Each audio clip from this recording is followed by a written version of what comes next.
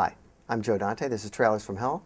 Today's trailer is for an indie that really is kind of lesser known. It's called Blast of Silence by a filmmaker named Alan Barron. It was shot in New York in 1961. For some reason picked up by Universal International, and which is how I got to see it. And it's recently come into its own. People like Marty Scorsese have been praising it, but for a long time it was sort of out there in the wilderness, but I always liked it. Here it is.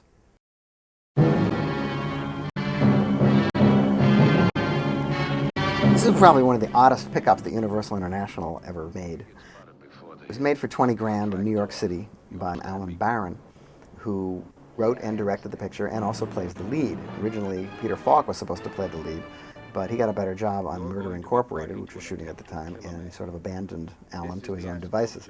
Alan Barron isn't much of an actor, but he carries the picture nonetheless, and the great thing about this picture is the way New York City has been captured circa 1960. This city just doesn't exist anymore, and it's really on display in this movie. One of the things that makes this picture work is the narration by blacklisted Lionel Stander, which is quite memorable and was written by blacklisted writer Waldo Salt. Barron plays a Cleveland hitman in New York City who's supposed to kill a New York mobster, and there's a lot of walking the streets with hidden cameras stuff.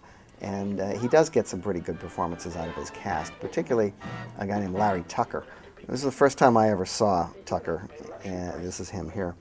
And he later had a memorable role in Shock Corridor, and he went on to become one of Paul Mazursky's writing partners and was responsible partly for the script of Bob and Carol and Ted and Alice.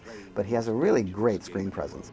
Barron did 3 more features, one of which was called Pie in the Sky, which I discovered in 1965 and was reissued as Terror in the City, another picture that's very hard to find. And then he did some television. Only recently did this Criterion DVD come out and allow people to re-experience the movie, which has been revived in New York and now I think is taking its place as a sort of a minor classic.